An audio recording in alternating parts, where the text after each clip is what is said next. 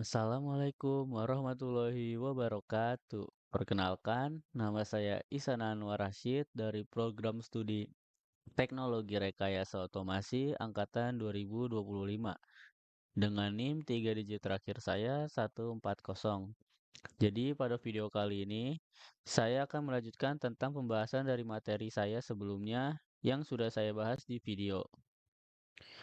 Pada pada pembahasan kali ini, saya akan membahas mengenai variabel dan operasi. Tetapi sebelum memulai materinya, saya akan menjelaskan sedikit mengenai pengertian apa itu variabel dan juga operasi. Oke, di sini variabel adalah tempat penyimpanan data sementara yang digunakan dalam algoritma atau program untuk menyimpan nilai yang bisa berubah-ubah selama proses eksekusi berlangsung. Sementara itu, operasi adalah tindakan atau proses yang dilakukan terhadap data untuk menghasilkan suatu hasil atau perubahan. Operasi ini merupakan bagian inti dari langkah-langkah dalam algoritma yang menentukan bagaimana data diproses oleh sang operator. Selanjutnya, ada aturan penamaan variabel. Yang pertama, harus diawali huruf atau underscore, tidak boleh diawali dengan angka. Jadi yang dimaksud di sini tuh untuk penamaan variabel tidak boleh langsung diawali dengan angka 1, 2, atau 3, yaitu harus diawali dengan huruf ataupun underscore. Untuk yang selanjutnya, tidak boleh menggunakan spasi, gunakan underscore sebagai pemisah.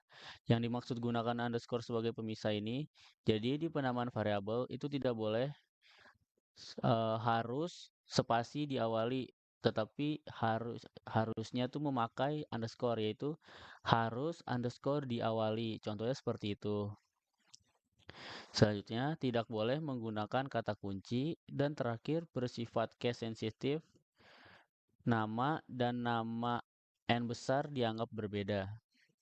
Yang dimaksud nama n kecil dan nama n besar yang berbeda ini adalah jadi di penamaan variabel itu ada yang namanya case sensitif.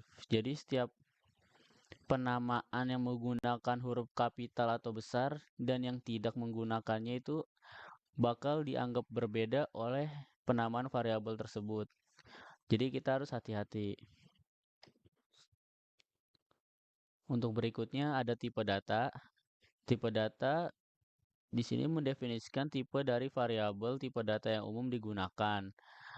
Di sini yang pertama itu ada int atau bisa disebut bilangan bulat. Contohnya 10 min 5 2025. Untuk yang selanjutnya ada float. Float itu adalah bilangan desimal. Contohnya 3,14 min 2,5 0,001.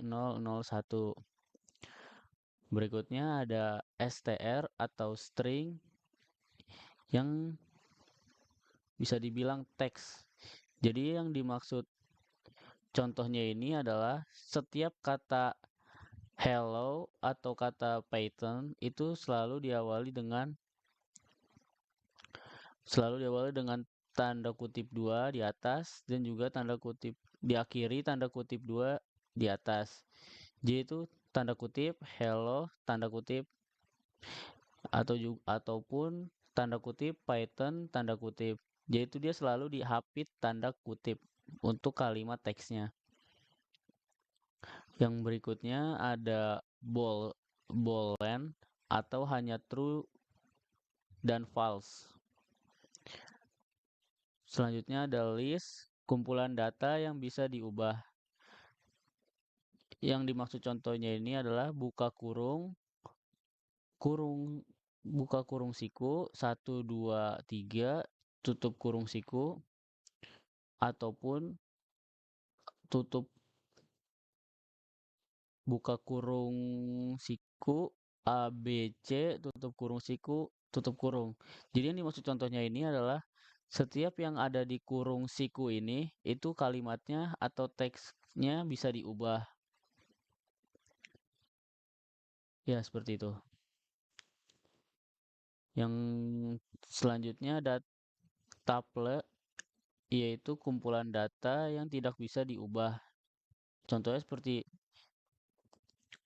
buka kurung, 1, 2, 3, tutup kurung. Ini adalah data yang tidak bisa diubah lagi atau tetap. Berikutnya ada dict atau dictionary, yaitu pasangan key value. Contohnya seperti tanda kutip nama, tanda kutip Ihsan, atau juga tanda kutip usia, tanda kutip 18 tahun. Jadi ini harusnya ke bawah ya, bukan ke samping gini. Jadi nama, tanda habis itu selanjutnya titik 2 Ihsan, ataupun juga usia titik 2 18. Itu harusnya ke bawah.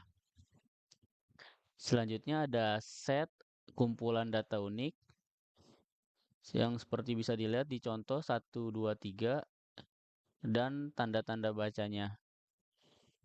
Untuk cek tipe data dapat menggunakan fungsi type kurung atau buka kurung dan tutup kurung.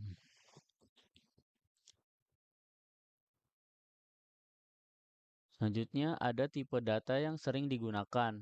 Jadi tipe data yang sering digunakan tuh ada 8, yaitu yang pertama tipe data integer, yang kedua tipe data float, yang ketiga tipe data string, yang keempat ada tipe data boolean, dan yang kelima ada tipe data list, yang keenam tipe data tuple, tuple, yang ketujuh ada tipe data dictionary, yang ke-8 adalah tipe data set.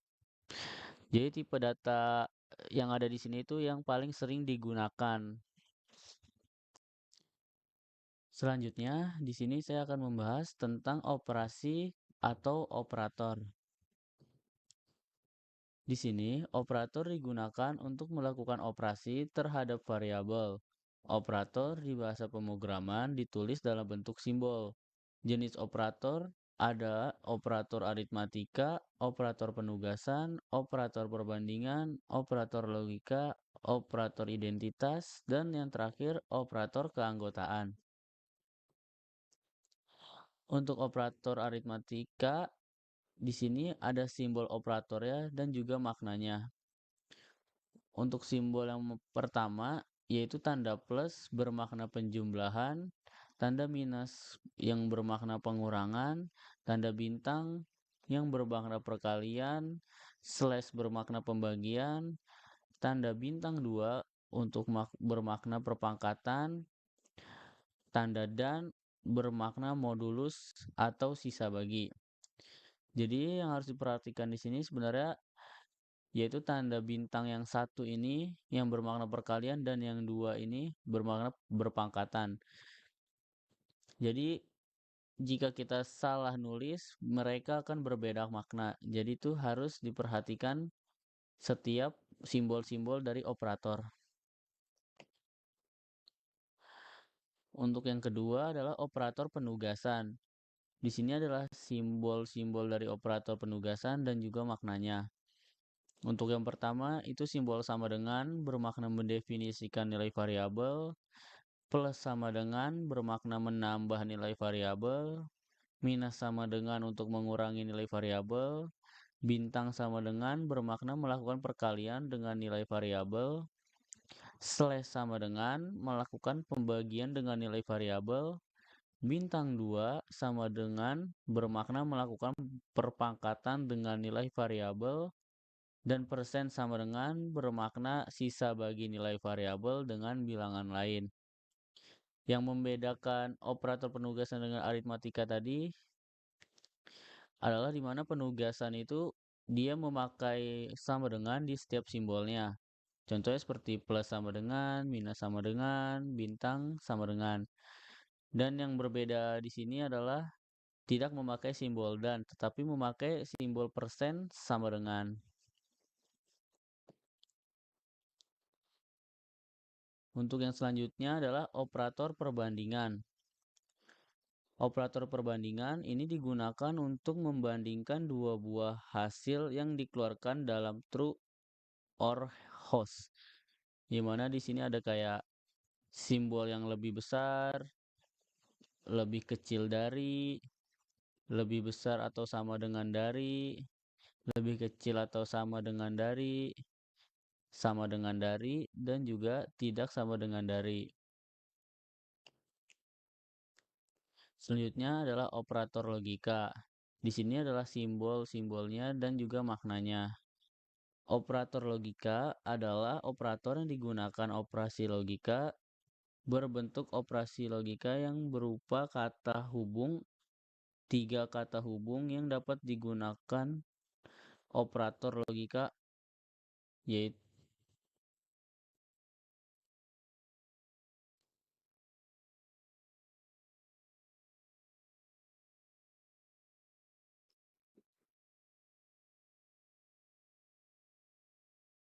selanjutnya di sini ada operator logika.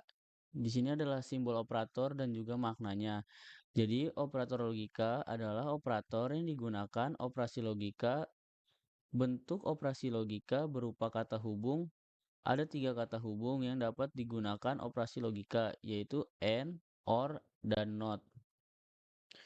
And bermakna bernilai true jika kedua nilai variabel true, or bernilai true jika salah satu nilai variabel true, dan not bernilai jika true nilai variabel false.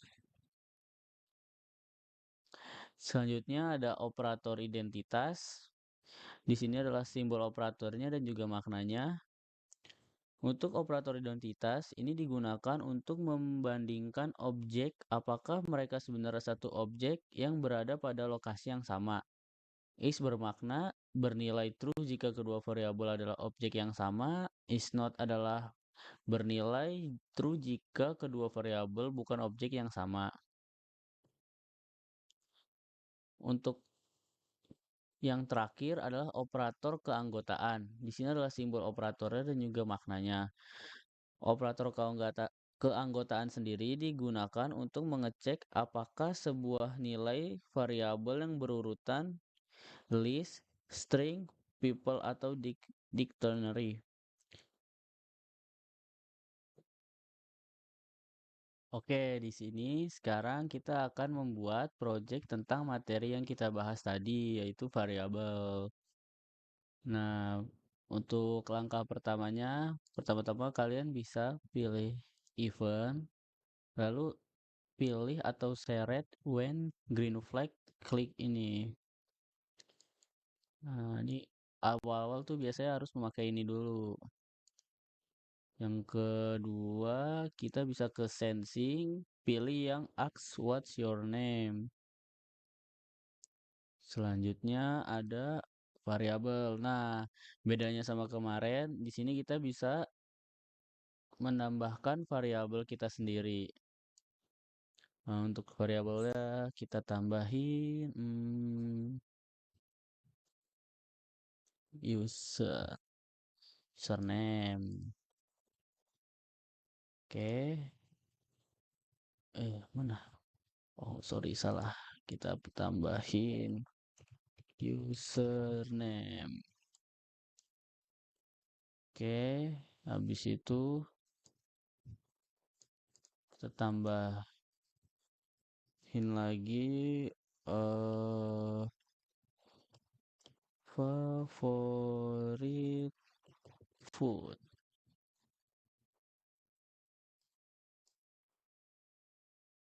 Nah, di sini kalian pasti udah bisa lihat bedanya ya. Di sini kita udah bisa ada variabel yang kita tulis tadi. Dan di bagian kucingnya ini ada username dan favorit food variabel yang kita tulis. Lalu kita langsung pilih username yang set ini diganti dulu ya dari favorit food ke username dulu pertama-tama. Kita tarik sini. Habis itu kita ganti lagi jadi favorit food. Kita seret lagi. Nah, habis itu kita bisa ke sensing lagi. Nah, di sini kita pilih answer ya. Kita taruh sini. Habis itu kita Di favorit food kita bisa ngisi jawaban kita ya, kayak misalnya makanan kesukaan aku tuh mie ayam. Mie ayam. Oke. Habis itu kita bisa pilih bagian mana? Bagian looks yang hello. Yang hello. Habis itu kita pilih operator yang join apple banana. Nah, di sini kita tulis hello. Jangan lupa spasi biar tidak kedempetan. Habis itu kita tambahin waktu kali ya, biar ada jedanya. Kita tambahin waktu. Sini kita kasih lama aja ya, yaitu 3 detik. Habis itu kita kasih say lagi, mana ya say. Ini dia. Kita kasih say operator join apple banana lagi. Kita tulis your favorite food is. Nah, kalau misalnya sudah kita isi gini, kita ke variabel lagi, lalu kita pilih nih yang pertama yang username di sini, yang favorite food di sini. Udah nih, udah jadi programnya sudah jadi. Lalu kita bisa menjalankannya dengan mengklik tombol hijau atau bendera hijau di sini ya. Nah, kita ditanya ini, what's your name? Kita jawab, Isan. Hello Isan, your favorite food is mie ayam. Nah, secara nggak langsung kita sudah membuat dan memasukkan variabel kita yang kayak tadi username Isan, favorite foodnya mie ayam gitu. Ini sudah jadi. Habis itu kita coba ganti ya, kita tambahin variabel baru aja kali ya.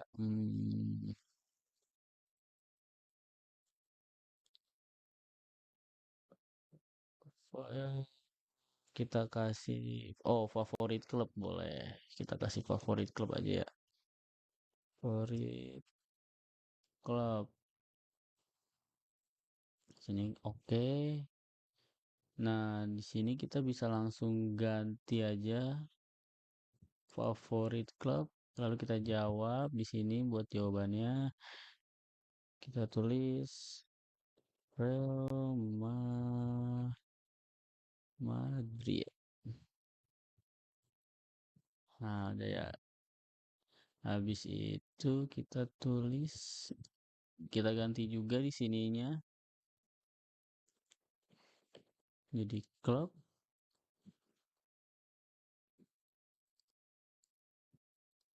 Terus yang variabel ini kita ganti dengan favorit klub kita tadi. Oke, kita coba.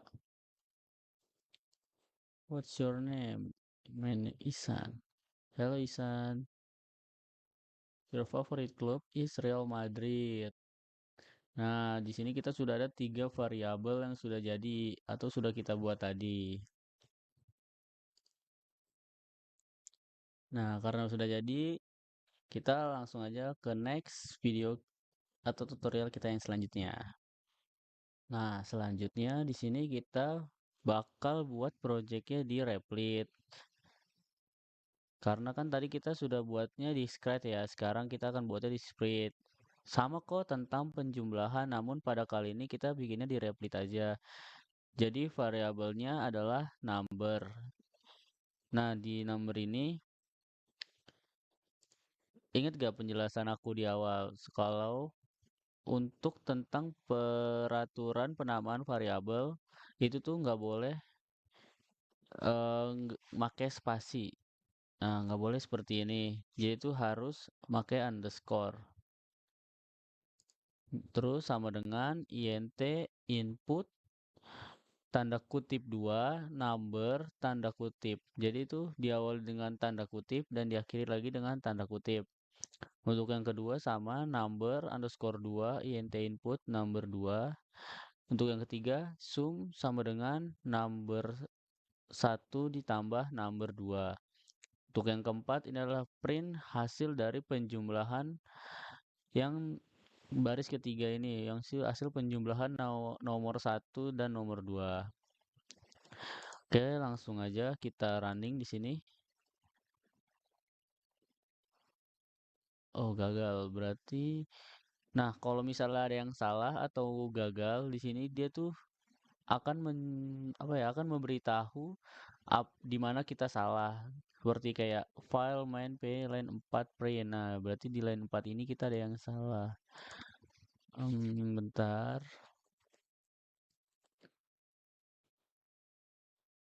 Jadi harusnya tuh koma kita terus pakai sum. Hmm, oke, seperti ini ya. Coba.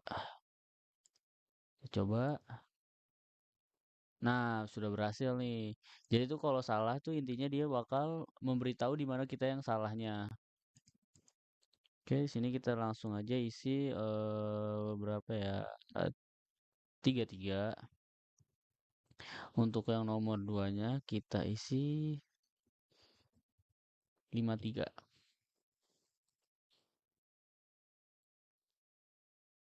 The sum is. Nah, jadi tuh di sini dia.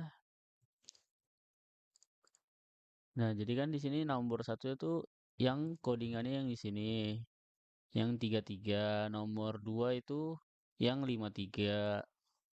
Dan untuk yang keempat ini, untuk yang ketiga dia adalah di mana tuh dia menambahkan yang nomor satu dan nomor 2 ini. Nomor 4 itu dia untuk menjumlahkan hasil dari tambahan yang di nomor satu dan nomor 2. Oke, setelah memasuki beberapa proyek, kita sekarang akan memasuki proyek akhir nih. Kita akan membuat variabel jam tidur, jam kerja, dan sampai pada hari kerja, dan sampai pada akhir pekan. Untuk mempersingkat waktu, jadi saya di sini udah membuat dan memasukkan codingannya. Tinggal menjelaskan dan running agar mempersingkat waktu untuk teman-teman. Yang mau coba untuk melakukan codingannya, bisa ikutin codinganku aja ya. Diikutin aja langkah-langkahnya seperti ini. Habis itu di sini ada kayak waktu tidur kita, waktu kerja kita, waktu istirahat, waktu kerja, waktu istirahat, waktu akhir pekan. Di sini ada printnya juga untuk mengkalkulasikan hasil dari nanti yang kita masuk angka-angka yang kita masukkan kayak jam tidur kita, jam ini kita. Untuk yang di sini ada weekday available hours 24 dikurang jam kerja kita, jam tidur dikurang jam kerja dikurang jam akhir pekan gitulah ya. Nah, seperti yang lainnya juga sama aja. Ini nanti dikurang-kurangin semua. Oke, langsung aja kita coba running aja ya. Nah, di sini tanya, kita jawab aja 8. Oh, per day increment 7 mungkin. Habis itu kita jawab 9 aja. Eh kalau hmm, oh sorry, kita oh nggak apa-apa, kita jawab aja satu.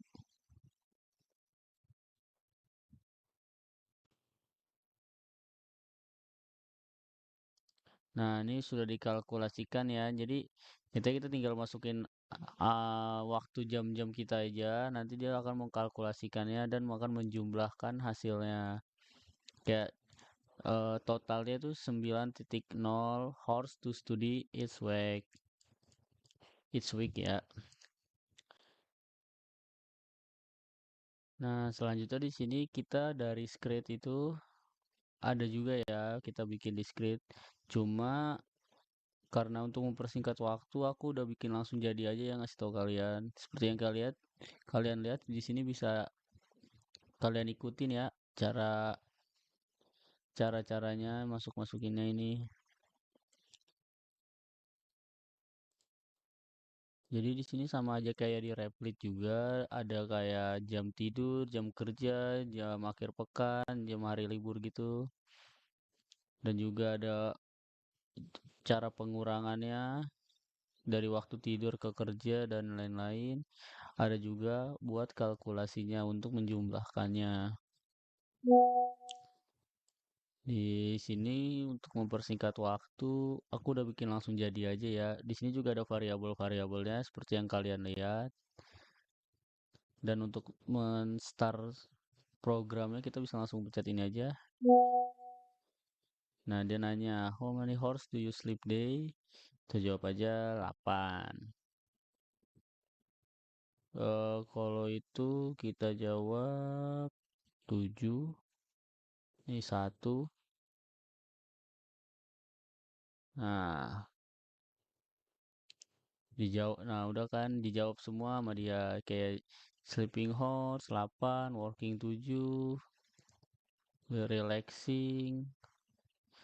Nah, weekday available horse totalnya adalah 5,1. Ya, jadi intinya di variabel-variabel ini akan mengkalkulasikan dari angka-angka yang sudah saya masukkan seperti jam tidur, jam kerja, waktu santai dan lain-lain. Seperti itu. Oke, mungkin segini aja untuk video aku kali ini. Terima kasih. Wassalamualaikum warahmatullahi wabarakatuh.